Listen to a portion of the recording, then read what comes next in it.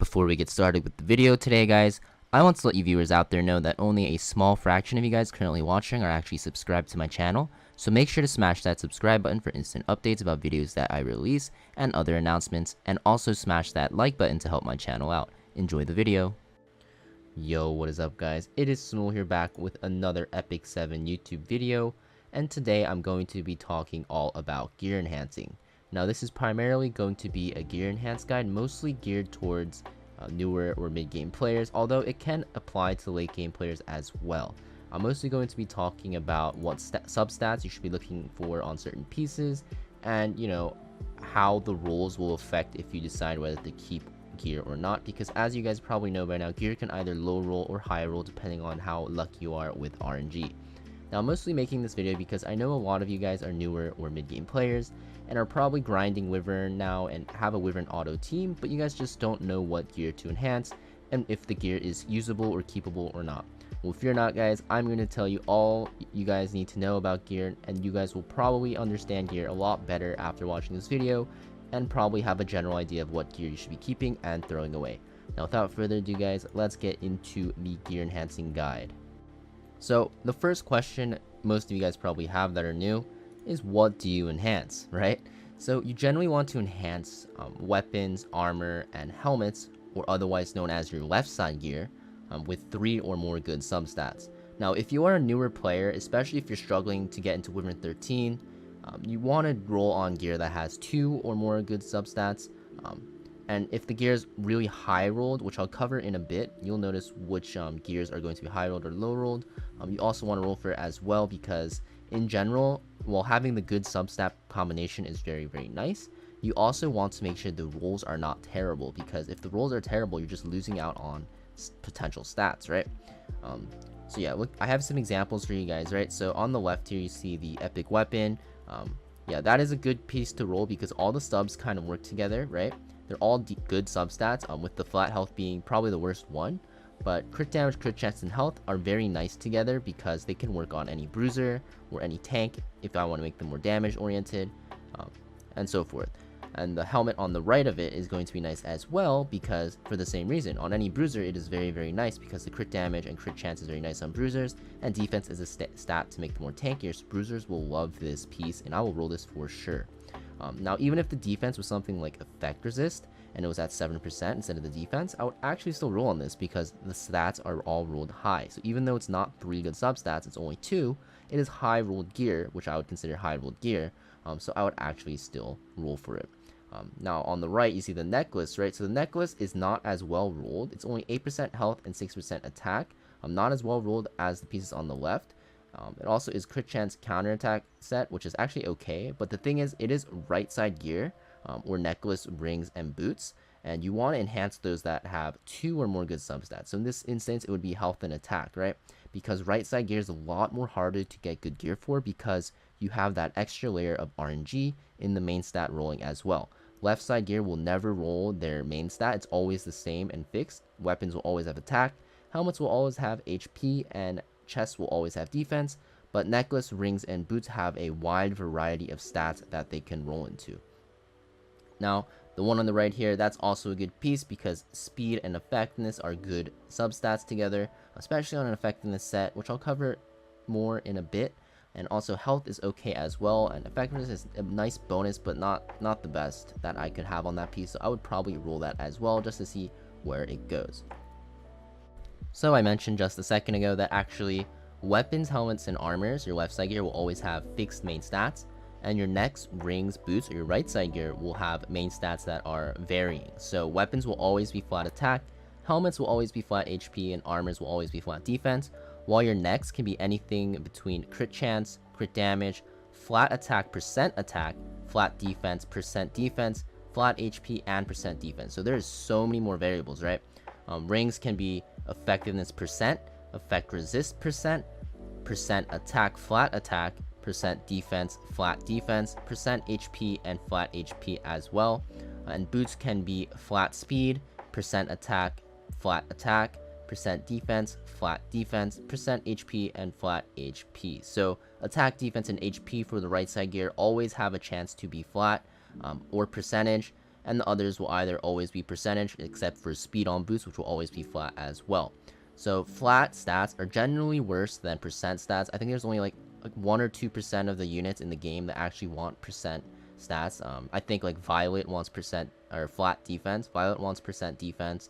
Tamarin wants flat HP, and there's like other more examples. So in general, flat stats are pretty bad, especially for main stats, although they are more acceptable as substats as like an add-on.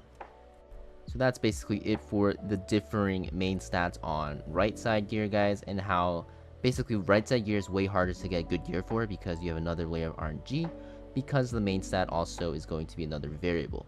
But besides that, you guys are probably wondering, what the heck do we actually enhance? So you're going to want to obviously enhance gear that has the substats to fit the gear set.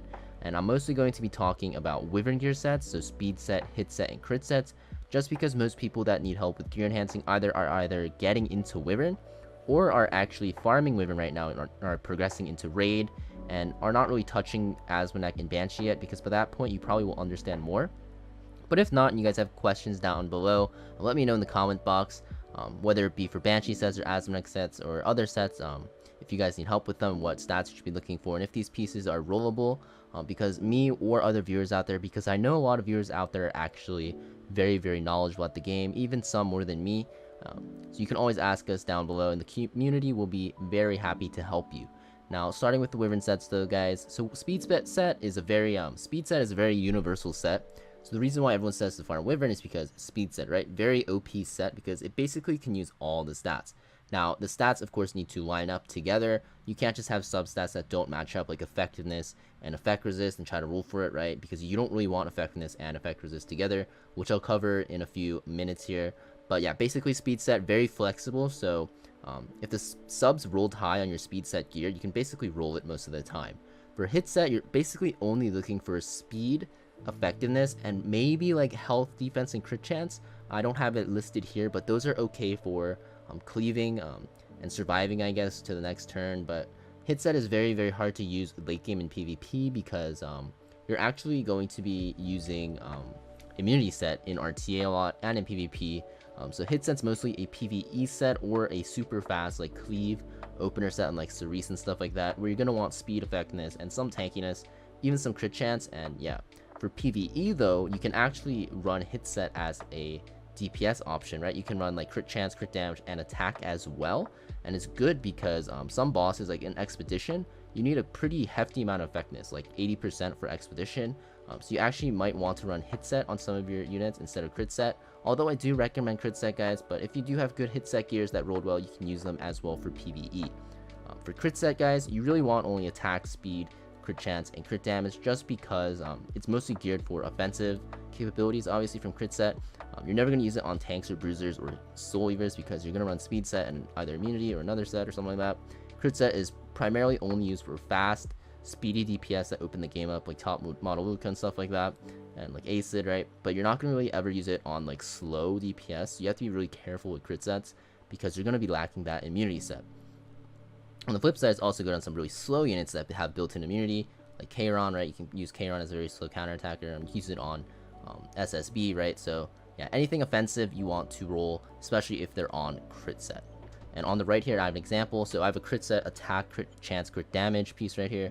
Very good to roll because, yeah, obviously it has 3 attack subs, right? So I could use this on basically any DPS, given that I get a little more speed in other pieces, or if I make that unit very slow on like a counter build.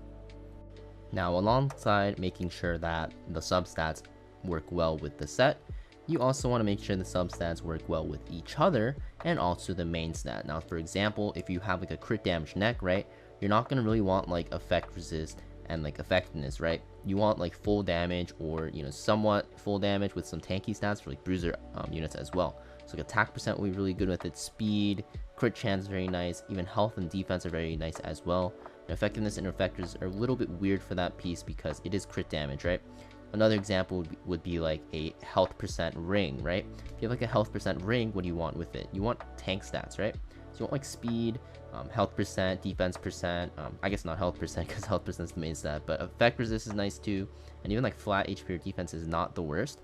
You can even run like attack, crit chance, or crit damage if you put it on the bruiser, But if there is attack, crit chance, or crit damage, right, it'd be better on a tank rather than a Soul Weaver, because Soul Weavers don't really use attack, crit chance, or crit damage. You just gotta think about stuff like that, and you also want to make sure the substats also work well together as well. So for examples here, right, like the one on the left, it has defense, health, and effectiveness. So defense and health work well together, but effectiveness is like okay, not that great.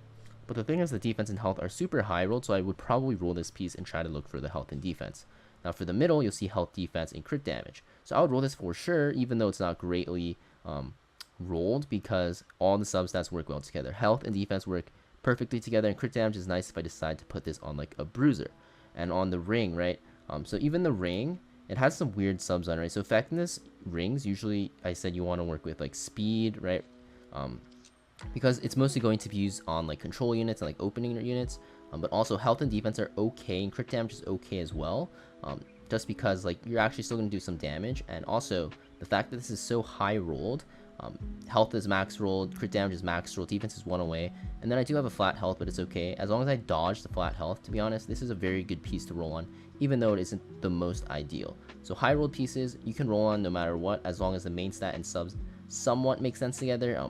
If they're like completely not making sense, like you have an effectiveness ring with max rolled F-res with like max rolled like defense and max rolled like, I don't know, crit damage out of nowhere, right, then it wouldn't really make sense. But the fact that these actually work together, crit damage, defense, and health are very nice together, and there's the flat health, and even effectiveness can be okay sometimes. If I decide to put someone on like a provoke build, like a tank on a provoke build or something, then it can work as well. You just want to keep in mind that although the subs need to work together and the main stats need to work together as well, in cases where you get really high rolled gear, you can just try rolling on it just to see where it goes. Going to +9 is a very low investment, guys, so you can always just get stuff to +9 and see how it rolls, and then decide after that. And just keep in mind, effectiveness and effect resist are in a weird spot, and it's mostly because they don't work together at all. So if you have effectiveness and effect resist on the same piece in your subs, it's usually like 95% of the time just a toss right away. And also like when they're the main stat, they're only used on select units, so you have to be really picky about the subs. For effect resist, they're mostly used on like Soul Weavers and tanks only, so you want tank subs. And for effectiveness, you really want speed or super high rolled like defense subs, just to put it on like a tank later on for like a provoke build or something like that. Now, although you always want your gear to make sense when you're rolling it, there also is going to be one huge exception, and that is when you are speed chasing. So for you guys out there that have like what 210 or 220 speed max on like your fastest units, and you see people with like 270, 280 speed, you wonder, how do you get that much speed? Are they super lucky? Are they whales? Well, maybe, but most of the time they are just good at speed chasing or know how to speed chase. So speed chasing is basically what it sounds like. You are only looking for speed on pieces. So any gear that has over 3 or more base speed, or even 2 or more base speed on just speed sets, which, oh, by the way, for necklaces and rings, you can chase any gear with 2 base speed, just because they're so much more rare to get high speed on. You can actually start chasing that gear and enhancing it and looking for speed rolls at +3, +6, +9. Now this is very, very important to do for people who like to speed contest and cleave, because you really need the speed to get first turn or you're just screwed in those comps. So regardless of the other subs, you really just need to look for the speed. So I have some samples down here. So the bottom one, the one on the left actually, the effectiveness, speed, health. The thing is, the effectiveness and speed actually work well together, so it makes it more of a reason to chase this. But you'll see like the speed is the one you're actually looking for. If it rolls anything else, you're most likely going to toss it, because anything that uses effectiveness set, to be honest, wants to be really fast in the first place anyways. So yeah, you want to make sure you try to roll these pieces that look like this to try to get this speed. In the center up for the helmet, you'll see crit damage, crit chance, and speed on an effectiveness set. It's an okay piece for PvE, but it is kind of weird because for PvP you don't really care about the crit damage and crit chance. You're just mostly looking for the speed. Now the one on the right on the weapon, same thing as the first one, you're just looking for speed here. Also has effectiveness, so it's nice, so it's even more of a bonus. So you just want to chase the speed and try to get as many speed rolls as you can. So while you're rolling purple gear while you're speed chasing, guys, most people will roll for 3 rolls into speed by +9, and then while you're rolling red gear, people aim for about 2 rolls into speed by +9, because you do have an extra roll on red gear over purple gear, because you have that 4th substat already shown. Now you can be more lenient or strict depending on how desperately you need speed gear. If you really need speed gear, you can go for just 2 rolls on purple gear, and if you really need speed gear, you can also look for a little bit lower rolls. Usually when I roll for speed though, I look for 3 or 4 rolls. 2 rolls are pretty min rolls, so not that great, but 3 and 4 are what you're looking for. So if I roll into 2 speed like 2 times while I'm at +6, I most likely will toss it. But like a 3 and 2, I can keep and go for the +9, and to see if I can roll into speed once more. So speed chasing is very important to do, guys. If you do not speed chase, you will never be able to take turn 1 ever. You just really need to understand that even though the subs besides the speed are pretty bad, you just need to chase the speed, because a lot of units just work off of speed. Just having enough speed and then having an effectiveness main stat ring actually just makes it so you can do whatever you want on turn 1, such as like Bazaar, right? You don't even need any effectiveness. All you need is speed on him, because you can burn his soul burn. He's one of the most popular units for cleaving, and for like Alot's another really good cleave unit. You literally only need speed on him. That's literally all he needs. So speed chasing, very important, guys, and it's a very easy thing to do. All you do is just +3 and see if it rolls. If it doesn't, you unlock it, and you go to your next piece, and then you put the +3 that you just rolled that didn't roll into speed as fodder, and it will go to +3 right away on your new piece. So you can just keep cycling your gear that way, and it's really easy to roll speed that way. So you guys might have heard me talking about min rolls and max rolls in this video, and you guys might even hear your guildies or friends or other YouTubers talking about it. Well, what does it mean exactly? So when you enhance gear, every 3 levels, you actually get your substat, right? One substat will increase by a certain amount, and that certain amount will depend on how lucky you get. Every stat has a certain range that it can roll into, and if you look at the bottom left here, you'll see percent stats, and by this I mean percent HP, percent defense, percent attack, effectiveness, and effect resist. It can roll anywhere from 4 to 8%. Now keep in mind, guys, this is going to be on level 85 gear that you get from hunts, hunt 11, 12, and 13. Percent crit damage can roll from 3 to 7%.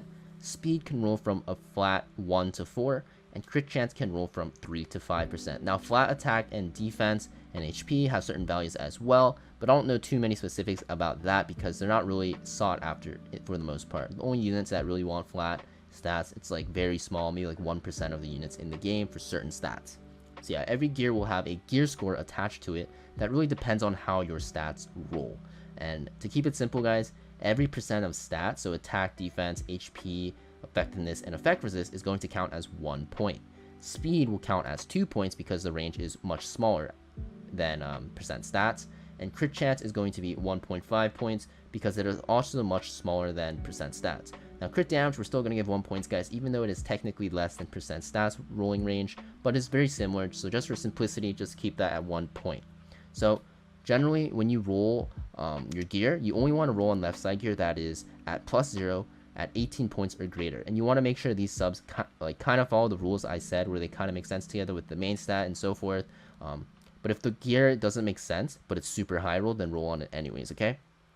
And the reason why you want to roll on left side gear that is 18 points or higher is because that if you roll on gear that is lower, you're actually at a higher chance to, you know, end up with gear that is not going to be that usable, right? Because the base stats were so low.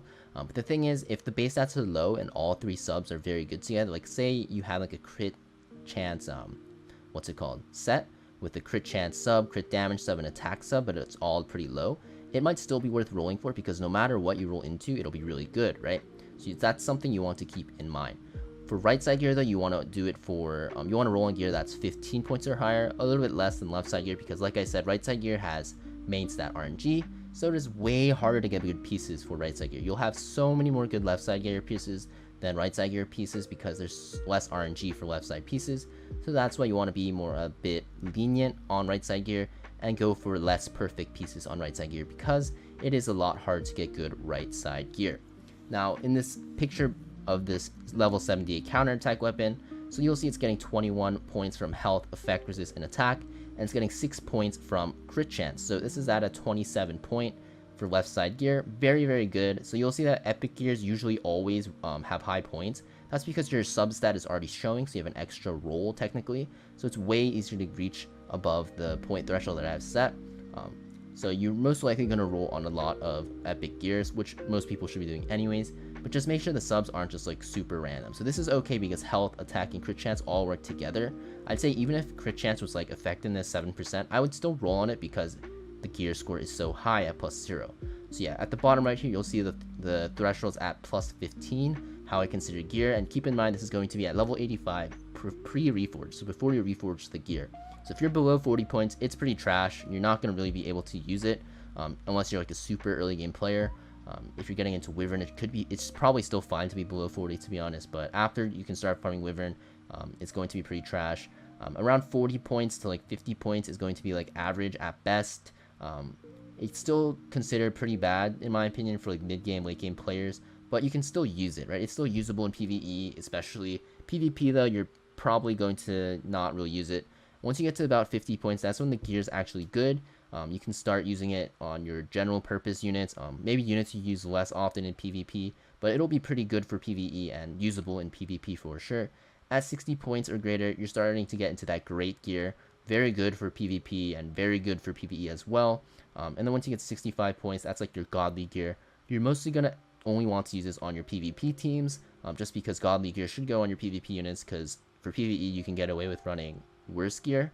But the thing is, if you really want to run like a one-shot team or good expedition teams or like super fast PvE teams, then you want to put some godly gear on your PvE units as well. Now keep in mind, everyone does gear score differently. This is just my simple way of tracking my own gear.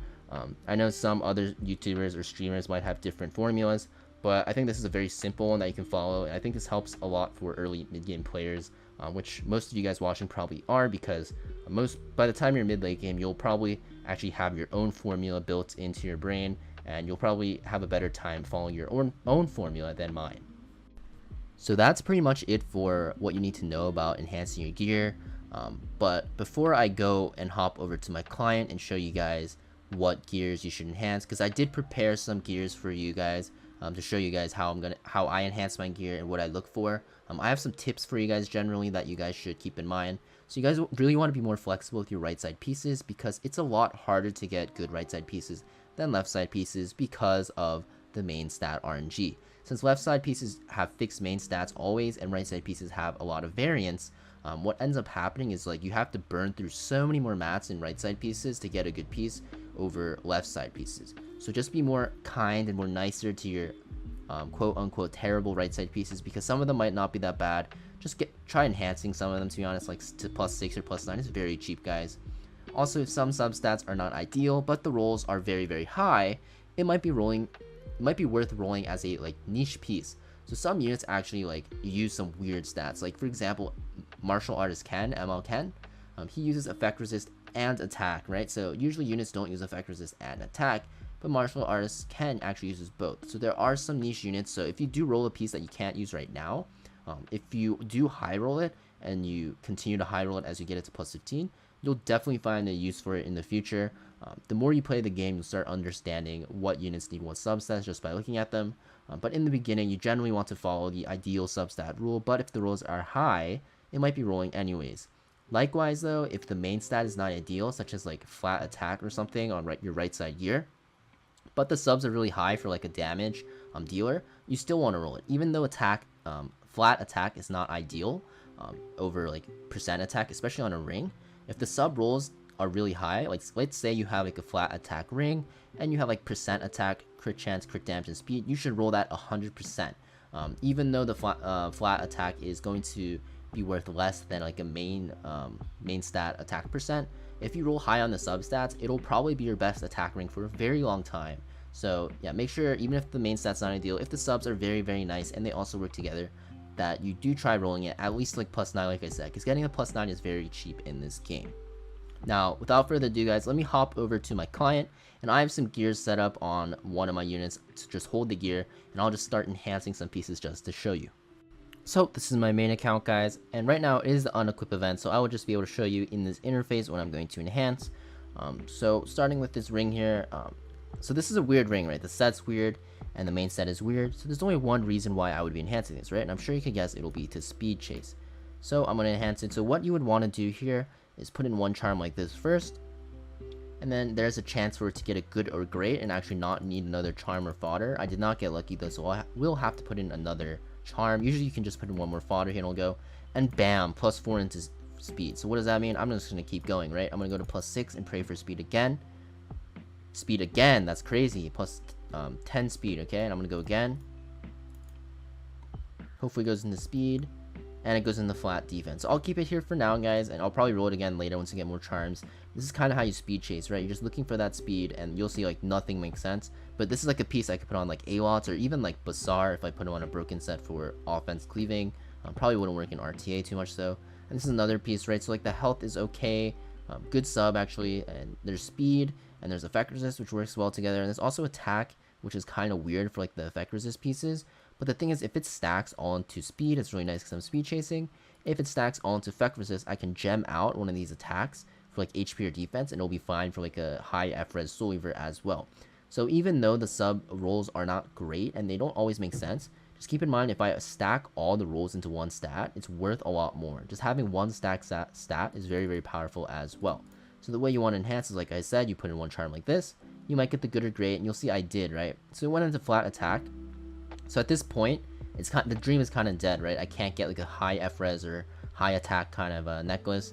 I'm mostly only speed chasing now, and because it is a red gear, I'll give it another roll because it does have an extra roll over a purple piece of gear, and it did not go into speed. So this is a really easy toss, guys. You can just unlock it and then fodder your next piece, or fodder this into your next piece, and you'll be on your way.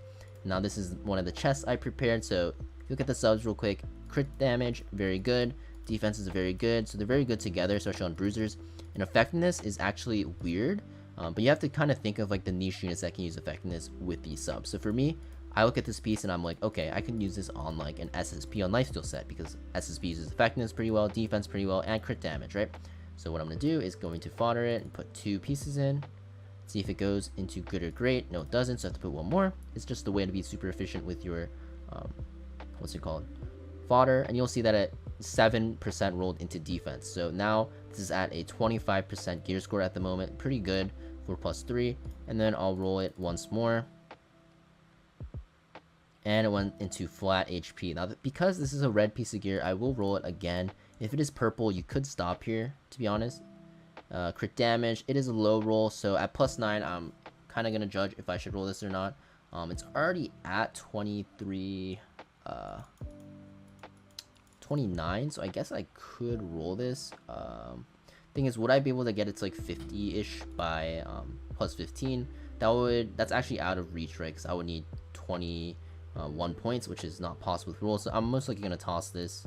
The flat HP roll kind of hurt it a lot, and it did low roll into crit damage there. So by that analysis from using my formula, I can analyze that getting 21% more by +15 in 2 rolls is pretty hard, because I'm only looking for good or better gear at this point in the game. So I'm onto my helmet. So on my helmet I can only roll it once, but you'll see this is a good candidate to roll because if you calculate how much points it is, so you get 6 points from crit chance, you get 4 points from speed, you get 4 points from effectiveness, so it's at 14, and 7 from crit damage, so at 21 points. So this is very much rollable for a left side piece because it is higher than 18. So I'll just roll it once for you guys so you can see, and it goes into crit damage, and that was a pretty decent roll actually. So I most likely will roll this more when I get charms and more fodder, and you can kind of see from how the formula works how you can like judge how the gear is rolling. So right now it went up a decent amount from that roll, so it's actually a pretty decent piece to keep rolling into and invest into. Now keep in mind, getting everything to +9 is really cheap, guys, so at least try to get your epics to around +9 and evaluate. You can stop at +6 and +3 if they roll really poorly, but it only costs like a couple 100k to +9, whereas +9 to +12 will cost you about almost 1 mil just in its own. So yeah, it gets a lot more expensive exponentially. So yeah, that's pretty much it for my gear rolling guide though, guys. I really hope this video helped you, and make sure to leave a like, comment, and subscribe, and I will see you guys in the next video. Peace.